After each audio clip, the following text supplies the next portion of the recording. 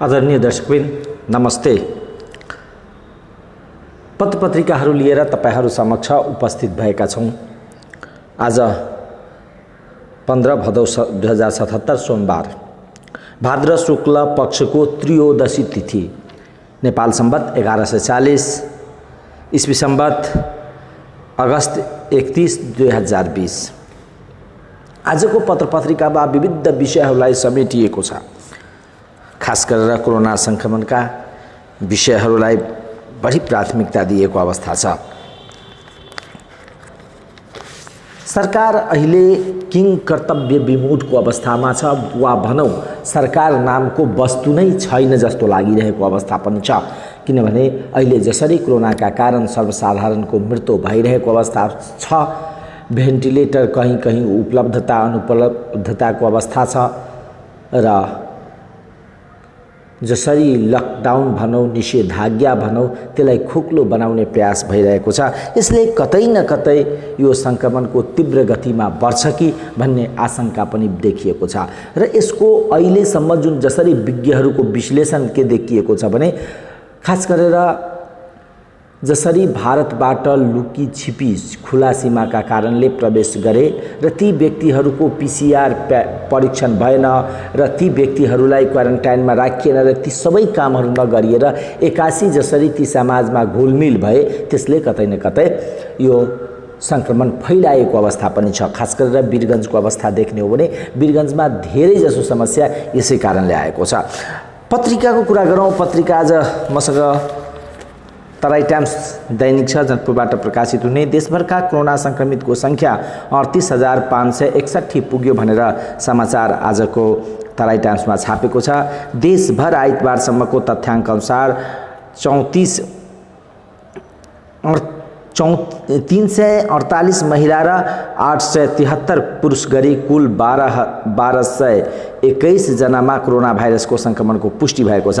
आइतबार नियमित मिडिया ब्रिफिङमा स्वास्थ्य मन्त्रालयका प्रवक्ता डाक्टर जागेश्वर गौतमले सो जानकारी दिनुभयो। यसैसँगै देशका कोरोना संक्रमितको कुल संख्या 35,561 पुगेको छ। उहाँका अनुसार पछिल्लो 24 घण्टाको समयमा काठमाडौँ उपत्यकामा मात्रै 429 जनामा कोरोना संक्रमणको पुष्टि भएको छ, जसमा काठमाडौँमा 372, ललितपुरमा 12, भक्तपुरमा 45 जना रहेका छन् भने प्रदेश नम्बर 2 को कुरा गर्ने हो भने प्रदेश नम्बर 2 मा 38 जना, बागमतीमा हालसम्म सक्रिय संक्रमितको संख्या 17,518 रहेको छ। र त्यसैगरी निषेधाज्ञाको समय अवधि भदौ 21 गते राति 12 बजेसम्मको लागि थपियो। अब व्यापार बिहान 6 बजेदेखि 12 बजेसम्म खोल्न पाइने जनकपुरको समाचारलाई लिएर तराई टाइम्स पत्रिकाले छापेको छ। कोरोना भाइरसको संक्रमितको संख्या धनुषामा दिनदिनै बढ्दै गएपछि निषेधाज्ञाको समय अवधि थपिने क्रम जारी रहेको छ। सोही अवधिमा फेरि पनि एक साताको लागि निषेधाज्ञा थप गरिएको छ। धनुषाका प्रमुख जिल्ला अधिकारी प्रेम प्रसाद भट्टराईले जिल्लाभर कोरोना संक्रमणको जोखिम बढ्दै गएको र सदर समुदाय स्तरमा फैलिएकोले निषेधाज्ञाको समय अवधिलाई भदौ 21 गते राति 12 बजेसम्मको लागि थप गरिएको जानकारी दिनुभयो। यससँगै निषेधाज्ञाको समय अवधि भदौ 14 गते आइतबार राति 12 बजेसम्म तोकिएको थियो। त्यसैगरी जेलमा रहेका कैदीबन्दीलाई पछि फर्किने सम्झौता गरेर घर पठाउन सांसदको प्रस्ताव बनेर समाचार छ। जेलमा रहेका कैदीबन्दीलाई पछि फर्किने सम्झौता गरेर घर पठाउन सांसदहरूले प्रस्ताव गरेका छन्। पछिल्लो समय कैदी र बन्दीको सुरक्षामा खटिएका सुरक्षाकर्मीमा कोरोना भाइरसको जोखिम बढेपछि संसदको राज्य व्यवस्था तथा सुशासन समितिले यस विषयमा भर्चुअल माध्यमबाट बैठक राखी छलफल गरेको थियो। गृहमन्त्री रामबहादुर थापा बादललाई सांसदहरूले उक्त बैठकमा जेलको क्षमताभन्दा धेरै कैदी बन्दी रहेको भन्दै कैदी छुट गर्न मिल्ने छुट गर्न अन्यलाई पछि फर्काउने मिल्ने गरी घर पठाउन सुझाव दिनुभयो। राज्यले चाह्यो भने मन्त्री परिषदबाट निर्णय गरेर 50% कैद भुक्तान गरिसकेका कैदी बन्दीलाई रिहाई गर्न सक्छ गर्नुपर्छ। उनले भने विभिन्न सन्दर्भमा माफी मिनाहा गर्ने गरेका छौँ। यो समय पनि रिहाई गर्न सकिन्छ। सांसद कोरोना संक्रमित कैदी बन्दीलाई छुट्टै राखेर उपचार गर्न भनी सरकारलाई आग्रह गरेको छ भनेर आजको तराई टाइम्स पत्रिकामा समाचार छ। त्यसैगरी हिरासतमा मृत्यु भएका महराको परिवारलाई 5 लाख रुपियाँ प्रदेश 2 सरकारले दिएको छ। प्रदेश 2 सरकारले हिरासतमा रहेका समयमा बिरामी परेर मृत्यु भएका रौथटका विजय रामको परिवारलाई 5 लाख रुपियाँ राहत दिने भएको छ। गरुडा स्थित इलाका प्रहरी कार्यालयको हिरासतमा गरुडा नगरपालिका 8 जिगढियाका 19 वर्षीय विजय बिरामी भएपछि उपचारको क्रममा वीरगञ्ज स्थित नेशनल मेडिकल कलेजमा 5 दिन अघि मृत्यु भएको थियो र गाउँकै युवकको हत्या आरोपमा उनी 32 साउनमा पक्राउ परेका थिए। अहिले सामाजिक सञ्जालमा एउटा भिडियो भाइरल भइरहेको छ। ऊ अस्पतालमा उपचाररत अर्थात् महरा उपचाररत रहेको अवस्थामा भिडियो बाहिरिएको छ र भिडियोमा उसले मलाई विभिन्न ठाउँमा अर्थात् म जब बन्दी कैदी थिए र थुनामा मलाई राखियो, थुनामा राखेपछि प्लास्टिकले बुटले लगायतले प्रहरीले कुटेको छ भनेर उसले भिडियोमा भनेको छ र रोइरहेको छ, कराइरहेको छ र पिठमा पुरै घाउ जस्तो देखिएको अवस्था पनि छ त्यो भिडियोमा। अहिले भिडियो सामाजिक सञ्जालमा भाइरल भएको छ। कम से कम राज्यले न्यूनतम मानव अधिकारको पालन गर्नुपर्ने हो। थुनामा भइसकेको व्यक्ति वा नियन्त्रणमा परिसकेको व्यक्तिलाई कुटपिट गर्नु भनेको नैतिकतामाथि पनि प्रश्न उठिरहेको छ र प्रहरी जुन त्यहाँ प्रहरी चौकीका इन्चार्ज थिए त्यसलाई प्रदेश प्रहरी कार्यालयमा तानिएको छ। कानुनी राज्यको अनुभूतिलाई कमसेकम राज्यले गर्नुपर्छ र त्यो अनुभूति भएन भने आम जनताको राज्यप्रतिको विश्वास समेत घट्दै जान्छ र त्यो दुखदायी अवस्था पनि निम्ति आउन सक्छ। त्यसकारणले यदि प्रहरी कर्मचारी दोषी हो भने इमिडिएट त्यसलाई छानबिन समिति गठन गरेर कारबाही हुनुपर्छ। अर्कोतर्फ राष्ट्रिय वाणिज्य बैंकको अध्यक्ष नियुक्त प्रक्रिया तीव्र विवादका कारण लम्बियो भनेर तराई टाइम्समा समाचार छ। राष्ट्रिय वाणिज्य बैंकको अध्यक्ष नियुक्ति प्रक्रियामा तीव्र विवादका कारण लम्बिएको छ। बैंकका अध्यक्ष बनाउने गरी सरकारले डाक्टर उपेन्द्र कोइरालालाई सञ्चालक समिति सदस्यमा नियुक्ति गरेको थियो। कोइरालाका सम्धि उप प्रधानमन्त्री ईश्वर पोखरेलले नै केही दिन नियुक्ति रोक्न आग्रह गरेको अर्थ मन्त्रालय स्रोतले बतायो। सञ्चालक समितिको बैठकबाट एकजना सदस्यलाई अध्यक्ष चयन गर्नुपर्ने प्रावधान छ। गत बुधबार बैंकको सञ्चालक समितिको भर्चुअल बैठक डाक्टर कोइरालालाई अध्यक्ष चयन गर्न डाकिएको थियो, तर भर्चुअल बैठकले अध्यक्ष छान्न नमिल्ने कुरा उठेपछि बिहीबार साँझलाई बैठक सारियो भनेर आजको तराई टाइम्समा समाचार छ। सम्पादकीयको कुरा गर्ने हो भने मास्क सही तरिकाले लगाउन ध्यान दिउँ भने जसरी आज एउटा मास्क फ्यासन जस्तो देखिएको छ, लगाउने कोही मुख छोप्ने, कोही नाक छोप्ने, कोही टाउको छोप्ने, कोही हातले लिएर हिँड्ने यो प्रवृत्ति छ। यो प्रवृत्तिलाई प्रोत्साहित गर्दै सम्पादकीय लेखेको छ तराई टाइम्स पत्रिकाले। मास्क नाकदेखि तल झरेको देखिने गरेको हुन्छ। यस अर्थमा पनि धेरैले मास्क सही तरिकाले नलगाएको देख्ने गरेको छ। यदि यस्तो गरिन्छ भने मास्क लगाउनुको अर्थ रहँदैन र सुरक्षित पनि हुन सक्दैन।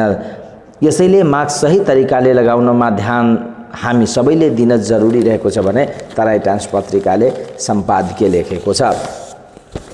त्यसैगरी डेली एक्सप्रेस पत्रिका छ। डेली एक्सप्रेसले प्रदेश नम्बर 2 मा कोरोना अनियन्त्रित हुँदै के छ प्रदेश सरकारको तयारी भनेर लेखिएको छ र सरकारी गाडीको प्रयोग टिकटक भिडियोमा भनेर लेखिएको समाचार छ। नेपालमा सरकारी गाडीको दुरुपयोग हुनु कुनै नौलो कुरा होइन। यहाँका सबै सरकारी गाडीको दुरुपयोग हुने गरिएको समाचार बाहिरिँदै आइरहेको हुन्छ। कहिले वनभोज त कहिले व्यक्तिगत काममा सरकारी कर्मचारी वा जनप्रतिनिधिहरूले सरकारी गाडीको दुरुपयोग गरेको पक्कै देखिँदै आएको छ। तर सरकारी गाडीको प्रयोग गरेर कहिले कसैले टिकटक भिडियो बनाएको सुन्नु वा हेर्नु भएको छ, पक्कै पनि सुन्नु भएको छैन होला।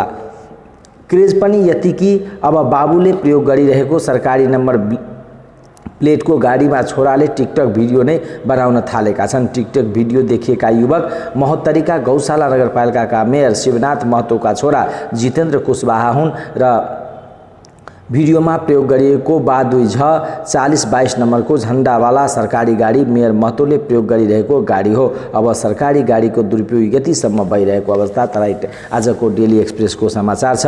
त्यसैगरी लागु असरसहित दुई युवक पक्राउ। धनुषाको ठाडी जिल्लाबाट लागु असरसहित 2 जना युवक पक्राउ परेको छ। धनुषाको ठाडी जिल्लाबाट खटेको प्रहरीको गस्ती टोलीले जिल्लाको विदेश नगरपालिका वाडा नम्बर 1 ठाडी स्थित सडक खण्डमा 2 जना व्यक्ति शंकास्पद रूपमा हिलडुल गरिरहेको अवस्थामा शंकाको आधारमा सोधपुछ गर्दा उनीहरूको साथबाट लागु औषध बरामद भएको जिल्ला प्रहरी कार्यालय धनुषाका प्रहरी प्रवक्ता प्रहरी नायब परीक्षक मकेन्द्र मिश्रले जानकारी दिनुभयो भनेर डेली एक्सप्रेसले आज समाचार छापेको छ।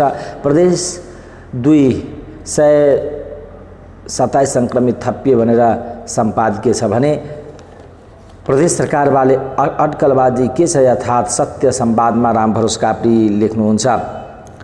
संघीय सरकारको मुखिया फेर्ने काम कम हल्ला चलेको थिएन। विगत 4-5 महिना यस्ता समाचार सम्प्रेषण गरेर आफ्नो प्युट आफै ठोक्नेहरू बढी नै थिए र छन् पनि, तर अहिलेसम्म केही भएन। सरकार परिवर्तनको वर्तमान अभियान कोरोनालाई पन्छाएर गए जस्तो देखिन्छ। बरु प्रदेश 2 का सभासदहरू सरकारलाई कोरोनाको आतंकबाट प्रदेशलाई बचाउन के गर्न सकिन्छ गराउनमा एकजुटता देखाउनु पर्दछ। अहिले एकजुट अगाडि बढौँ। देश र प्रदेशलाई सबैजना संयुक्त प्रयासको खाँचो छ।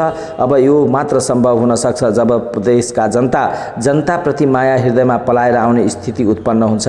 कोरोना सङ्घर्ष अभियानमा सभासदहरूको सक्रिय सहभागिताको कार्यक्रम बनाउनु पर्यो, सहयोग लिनु पर्यो। प्रदेश सरकार पनि यतातिर सचेत भएर हुने बेस भनेर आजको सत्य संवादमा रामभरोस काप्रीको विचार छापिएको अवस्था छ। प्रदेश सरकार निकम्मा र निष्क्रिय भइसकेको अवस्था छ। त्यसका जतिसुकै प्रशंसा र उनले जतिसुकै आफूलाई बचाउ गरे पनि अवस्था त्यस्तै देखिएको छ। र जनकपुर टुडेको समाचार छ। जनकपुरका अल्पसंख्यक समुदाय संगठित हुने भनेर लेखिएको छ। जनकपुर धाममा विभेद पारेका अल्पसंख्यक समुदायहरू संगठित हुने भएको छ। गोपाल सेवा समितिका धनुषाका अध्यक्ष रामबाबु यादवको अध्यक्षतामा आइतबार बसेको बैठकले जनकपुर धाममा रहेका अल्पसंख्यक समुदायलाई संगठित गर्ने 11 सदस्यीय अन्तर्जातीय समन्वय सञ्जाल गठन गरिएको छ भनेर लेखिएको छ। सञ्जालका सदस्यमा पवन झा, पंकज ठाकुर, आमोद कुमार झा, रमन सिंह, रोहित ठाकुर, गोविन्द राय चन्दन, रामशिष दास, काशी यादव, चन्द्रेश्वर सदा, दिलीप कुमार कर्ण, धर्मेन्द्र यादव रहेका छन् भनेर आजको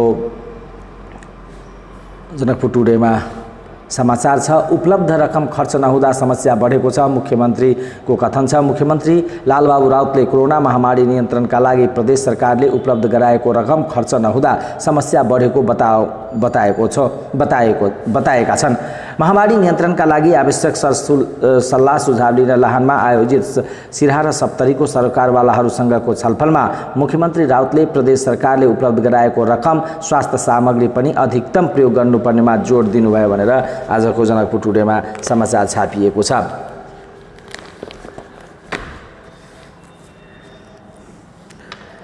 कान्तिपुरको कुरा गरौँ। कान्तिपुरले हप्तौसम्म हुँदैन कन्ट्याक्ट ट्रेसिङ भनेर कान्तिपुरले मुख्य समाचार छापेको छ। अर्को सातादेखि समुदायमा एन्टिबडी परीक्षण हुने भनेर समाचार छापिएको छ। उपत्यकाको समुदायमा कोरोनाको संक्रमण अवस्था पत्ता लगाउन एन्टिबडी परीक्षण गर्ने भएको छ। विश्व स्वास्थ्य संगठन WHO को प्राविधिक सहयोग लिएर यो साताभित्र तालिम सकाएर अर्को साताबाट समुदायमा परीक्षण सेरो प्रिभिलेन्स अध्ययन अघि बढाउन तयारी भइरहेको छ। स्वास्थ्य तथा जनसङ्ख्या मन्त्रालयको रोग नियन्त्रण महाशाखाले जनाएको छ। उपत्यकामा ट्राभल हिस्ट्री नभएका संक्रमित देखिएको र महिला संक्रमित प्रतिशत बढेको हुनाले संक्रमण समुदायमा फैलिएको हो कि भन्ने सकिन्छ। समुदाय अवस्था पत्ता लगाउन एन्टिबडी परीक्षण गर्न लागेका हौ EDCD का निर्देशक एवं भाइरोलोजिस्ट डाक्टर वासुदेव पाण्डेले भन्नुभयो भनेर आजको कान्तिपुरमा समाचार छापिएको छ। कान्तिपुरमा रातभर अस्पताल चहार्दा आइसियु पाएन, एम्बुलेन्समै छटपटाएर बिरामीको मृत्यु भनेर समाचार छापिएको छ भने थाकिसके बेपत्ताका आफन्त भनेर समाचार छापेको छ। र विधान विपरीत गतिविधि रोक्न देउवालाई चेतावनी भनेर काङ्ग्रेसको 14औं महाधिवेशन नजिकिएसँगै काङ्ग्रेसका संस्थापन र इतर पक्ष आरोप प्रत्यारोपमा उत्रिन थालेका छन्। सभापति शेरबहादुर देउवाको नेतृत्वमा दोहोरिनका लागि विधि विधान र पद्धति बाहिर गएर आफू अनुकूलका निर्णय र काम गर्न निर्देशन दिन थालेको बताउँदै वरिष्ठ नेता रामचन्द्र पौडेल पक्षले त्यस विरुद्ध धरना र अनसनमा उत्रिने चेतावनी दिएको छ। सभापति देउवाले दोस्रो पटक पनि नेतृत्वमा निरन्तरता चाहेका छन्। त्यसका लागि आफू अनुकूलको परिस्थिति बनाउन उनी जुटिरहेको अर्को पक्षको आरोप छ। देउवालाई नेतृत्व दोहोरिन नदिन इतर पक्षका नेताहरू एक ठाउँमा देखिएका छन्। पौडेल पक्षका गत बिहीबार जुम बैठकले पार्टी सभापति देउवाले महाधिवेशनलाई केन्द्रित गरेर गरेको विधान र प्रक्रिया विपरीतका निर्णय खुट्याउन 3 सदस्यीय समिति बनाएको थियो। गुरुराज घिम्रे, बद्री पाण्डे र जीवन परियार संलग्न समितिले यस बीचमा पार्टीभित्र गलत निर्णय र त्यस विरुद्धको प्रतिवादका कार्यक्रम समेत सुझाएर तयार पारेको प्रतिवेदन आफ्नो समूहको नेतालाई वितरण गरिसकेको छ भनेर आजको कान्तिपुरले समाचार छापेको छ। खतिवडालाई दोहोऱ्याउने मनस्थितिमा प्रधानमन्त्री भनेर समाचार छ। प्रधानमन्त्री केपी शर्मा ओलीले विश्वासिला मन्त्रीका रूपमा रहेका युवराज खतिवडा दोहोरिन्छ या नयाँ व्यक्ति आउँछन् भन्नेबारे नेकपा बीचमा विभिन्न कोणबाट छलफल सुरु भएको छ। खतिवडाको कार्यशैलीलाई लिएर पार्टीभित्रै र ओलीको समूहको पनि एउटा खेमा र पार्टी बाहिर समेत आलोचना भइरहेको उनका प्रधानमन्त्रीले हटाउँछन् भन्ने नेकपाकै एक थरीका नेताको भनाइ छ। प्रधानमन्त्री ओली भने मन्त्री परिषदमा खतिवडा जतिकै विश्वासिलो अर्को पात्र नभएकोले सकेसम्म उनलाई नै दोहोर्याउने मनस्थितिमा देखिन्छ। सांसद नभए पनि 6 महिना मन्त्री बन्न पाउने वैधानिक व्यवस्था अनुसार राष्ट्रिय सभा सदस्यको पदावधि सकिसकेको खतिवडाले गत फागुन शपथ लिएका थिए। खतिवडाको म्याद सकिएर रिक्त रहेको राष्ट्रिय सभा सदस्यमा पार्टी उपाध्यक्ष वामदेव गौतमलाई मनोनयनका लागि सिफारिस गर्ने निर्णय नेकपाको फागुन 14 गते गरेको थियो। तर बैठक सकिएको 2 घण्टा पनि नबित्दै प्रधानमन्त्री ओलीले आफूले अर्थमन्त्री समेत रहेको खतिवडालाई नै राष्ट्रिय सभाको सदस्यमा मनोनितका लागि सिफारिस गर्ने बताए। त्यसपछि राष्ट्रिय सभा गौतम र खतिवडा मध्ये कसलाई लाने भन्नेबारे नेकपा मतान्तर चुलिएको थियो भनेर आजको समाचार छ कान्तिपुरमा। त्यसैगरी काबुलमा नेपालीको सस्तो मृत्यु भनेर समाचार लेखिएको छ र सम्पादकीय पृष्ठमा कुरा गर्ने हो भने अधिकारको बाँडफाँडमा अनावश्यक किचुलो भनेर लेखिएको छ। शिशु संहितालाई बलियो बनाउन अहिले चालिएको कदमहरू महत्त्वपूर्ण देखिन्छ। यति बेला जस्तो अभ्यास थालियो वा स्वीकार्यो पछि त्यस्तै नजिर बस्दै जान्छ। तसर्थ सङ्घले यस बेला आफूमा मात्र शक्ति केन्द्रित गर्ने गरी अगाडि बढ्नु हुँदैन। संविधान बमोजिम कानुन व्यवस्था गरी संरचना तथा जनशक्ति प्रदेशलाई हस्तान्तरण गर्न कंजुस्याई गर्नुको तुक छैन। संविधानको सर्व स्वीकार्यता बढाउन पनि प्रदेशलाई तोकिएको अधिकार अभ्यास गर्न पनि विलम्ब गर्नु हुँदैन। प्रदेशहरूमा नेतृत्वले पनि दलको छायामा नपरिकन संघको मन लागि विरुद्ध बोल्न हिचकिचाउनु हुँदैन। किनभने आज हामीले संघीयतालाई जसरी सहार्छौं त्यसमा भोलि निर्भर हुन्छौं, भोलि यसले दिने फल पनि भनेर सम्पादकीय लेखिएको छ कान्तिपुरले। विचार दृष्टिकोणमा कृष्ण हायेछुको सामूहिक नेतृत्वले दलभित्र द्वन्द्व भनेर लेखिएको छ। स्थापित र विकासशील लोकतान्त्रिक देशहरू जस्तो पार्टी संगठन वा राज्यको निर्वाचित एकाइ स्थानीयता र संघमा कुनै पदमा हारेका व्यक्तिले त्यसपछि 2वटा अधिवेशन कार्यकालसम्म त्यसैमा प्रतिस्पर्धा गर्न नपाउने व्यवस्था गर्न सके राजनीति सीमित व्यक्तिहरूको साँघुरो घेराबाट मुक्त हुँदै जान्थ्यो भनेर लेखिएको छ। र आयुर्वेदको विस्थापन आफ्नो पाइला भनेर लेखिएको छ आलेख र राष्ट्र बैंकका अप्ठ्याराहरू भनेर दृष्टिकोणमा लेखिएको छ।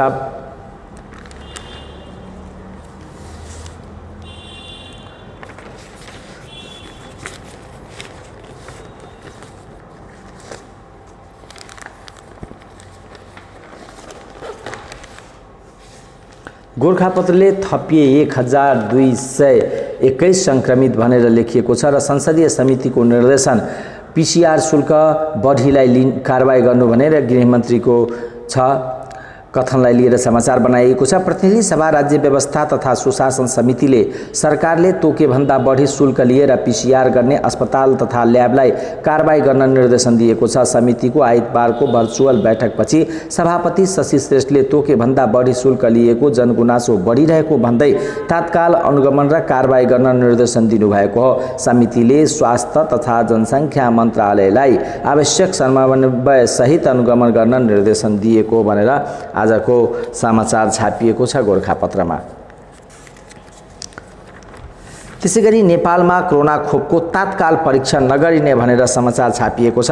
नेपालमा तत्कालको लागि कोरोना भाइरस विरुद्धको खोपको सामूहिक परीक्षणको सम्भावना टरेको छ। विज्ञ सहितको बृहत छलफल र त्यसबाट आएको सुझावका आधारमा सामूहिक खोप परीक्षणका नेपालको सहभागिता तत्काल पछि सारिएको हो। खोपको विश्वसनीयताको विषयमा थप अध्ययन र अनुसन्धान भने जारी रहनेछ।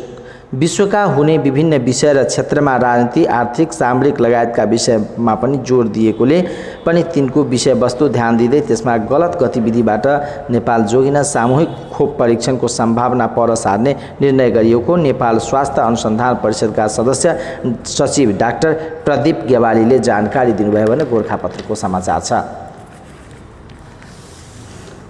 त्यसैगरी केन्द्रीय कारागारका 100 जनामा कोरोना संक्रमणको भनेर समाचार छ।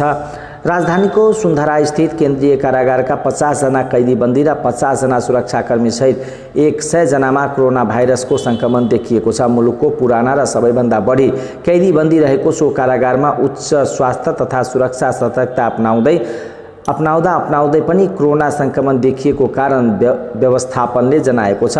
केन्द्रीय कारागारका प्रमुख लक्ष्मी प्रसाद सापकोटाले 50 जना कैदीबन्दी र 50 जना सुरक्षाकर्मी गरी 100 जनामा कोरोना संक्रमण देखिएको जानकारी दिनुभयो भनेर आजको समाचार छ गोरखापत्रमा।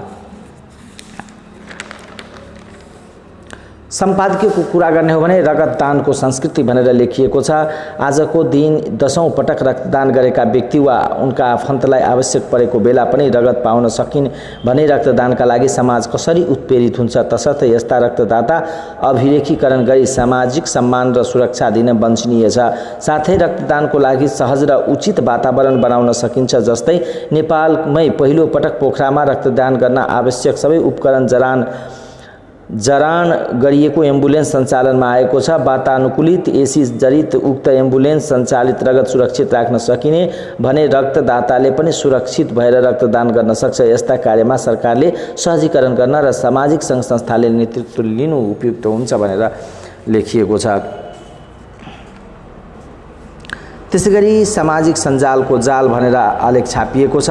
सामाजिक सञ्जालमा माध्यमबाट पोस्ट गरेका वा पढिएका कुराहरू आफूले हटाएर पनि कुनै न कुनै कुन अन्तरमा गएर बसेको हुन्छ जुन तपाईलाई धेरै घातक हुन्छ भनेर लेखिएको छ।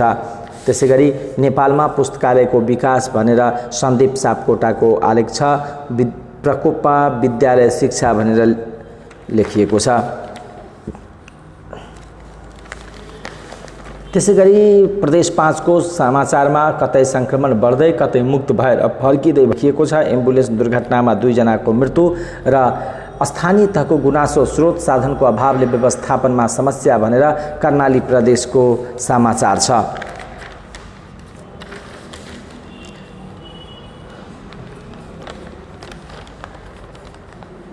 त्यसैगरी रुकुमको समाचारमा खर्च धान्न नसक्दा प्रयोगशाला समस्या, विप्लव कार्यकर्ता पक्राउ सिन्धुलीको समाचार छ। प्रतिबन्धित नेता विक्रम चन्द्र विप्लव समूहका 1 जना कार्यकर्तालाई सिन्धुली प्रहरीले 2वटा सकेट बम र एउटा सुत्ली बम सहित पक्राउ गरेको छ भनेर समाचार छापेको छ आजको गोरखापत्र पत्रिकाले। र कोरोना महामारीबाट ताजिया प्रभावित भनेर गोरखापत्रको समाचार छ। कलैयाको समाचार मुस्लिम समुदायले आइतबार ताजिया अर्थात् दाह मनाएका छन्। यस वर्ष कोरोना महामारीले पहिलो जस्तो नभएर विधि मात्र गरेर सो पर्व मनाइएको मुस्लिम समुदायले बताएका छन्। इस्लाम धर्मका संस्थापक हजरत मोहम्मद साहेब सही शहीद हुनुभएको सम्झनामा यो दिनमा ताजिया दाह सहित घरेलु हतियार सहित गाउँ नगर परिक्रमा गरेर मनाइएको हो।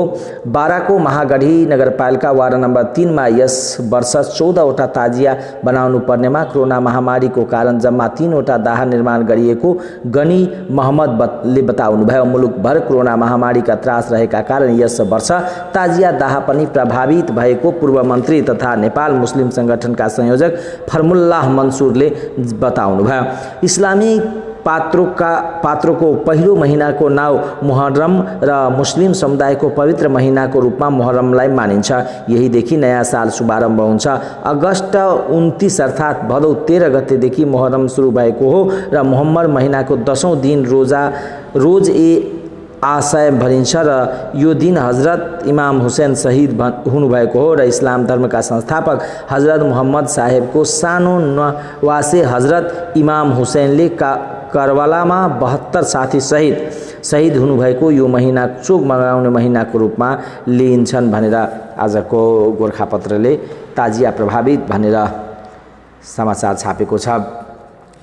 त्यसैगरी सरकारी जग्गा किनबेचमा संलग्न गाईघाटको समाचार छ। पक्राउ भनेर लेखिएको छ र प्रदेश 1 मा 95 संक्रमित थपिए भनेर समाचार लेखिएको छ। नयाँ अलैँचीको मूल्य सुरुमै खस्कियो भनेर समाचार छ। बन्दाबन्दीमा सकारात्मक अर्थतन्त्र भनेर समाचार आजको अर्थ पृष्ठमा गोरखापत्रले छापेको छ र छुट कार्यान्वयन नभएको गुनासो भनेर समाचार अर्थबजारकै छापिएको छ। सरकारले उद्योगलाई बन्दाबन्दी अवधिमा विद्युत डिमान्ड शुल्कमा छुट दिने भने बजेटमा गरेको घोषणा कार्यान्वयन नभएको उद्योगी व्यवसायीले गुनासो गरेका छन्। कोभिड-19 का कारण प्रभावित उत्पादनमूलक उद्योगको बन्दाबन्दी अवधिभर डिमान्ड शुल्क र माग कम हुने समय विद्युत खपत 50% छुट दिने घोषणा सरकारले गरेको थियो, तर अहिलेसम्म छुट नपाएको उद्योगीको गुनासो छ भनेर समाचार छापिएको छ गोरखापत्रमा। खेल समाचारमा अर्सनालले कम्युनिटी शिल्ड उपाधि भनेर मूलपानी डोजाङ 2 स्वर्ण। पाकिस्तानमा अन्तर्राष्ट्रिय समाचारमा पाकिस्तानमा बाढी पहिरोमा मर्नेको संख्या 134 र विश्वमा 2.5 करोड मानिस संक्रमित भनेर समाचार छापिएको छ। भारतमा एकै दिन 79,000 व्यक्ति कोरोना भनेर समाचार गोरखापत्रमा छापिएको छ। हामीले आजको समाचारहरू विविध विषयहरू विविध केन्द्रित गरेर समाचारहरू कुन पत्रिकाले कुन शीर्षकमा समाचार के समाचार छापेछ त्यो विषयमा तपाईहरुलाई जानकारी दियौं। विश्वव्यापी रूपमा फैलिएको कोरोना संक्रमण सँगसँगै नेपालमा जसरी संक्रमणको दर उच्च बढेको अवस्था छ त्यसले चिन्ता थपिदिएको अवस्था छ र अर्कोतर्फ सरकारी तयारी शून्यताको अवस्था देखिएको छ र त्यसबाट अहिले जसरी सरकारले गर्नुपर्ने कामहरू हो त्यसमा कमी देखिएको अवस्था छ। अस्पतालको गुणस्तरीयतामा कमी छ। मुख्यमन्त्री भन्नुहुन्छ मैले पैसा दिएको खर्च छैन, तर खर्च भइरहेको पनि छ, त्यो खर्चको हिसाब किताब छैन र यसरी लथालिङ र व्यथितिको बीचमा चलिरहेको छ यो सरकार। र यो सरकारले जहिले पनि अरूमाथि दोष थुपार्दै आफू जोगिने प्रयासमा र खेलमा लागेको देखिन्छ। त्यसकारण अहिले सबै निकायको बीचमा समन्वयको खाँचो छ र समन्वय गरेर अगाडि बढ्नुको विकल्प देखिँदैन। त्यसकारण सरकारले यसतर्फ गम्भीरताका साथ सोच्नुपर्ने अवस्था आइसकेको छ। आजको कार्यक्रमबाट म बिदा चाहन्छु। तपाईको दिन शुभमय बितोस्। कार्यक्रम कस्तो लाग्यो हेरेर प्रतिक्रिया दिनुहोला। नमस्कार।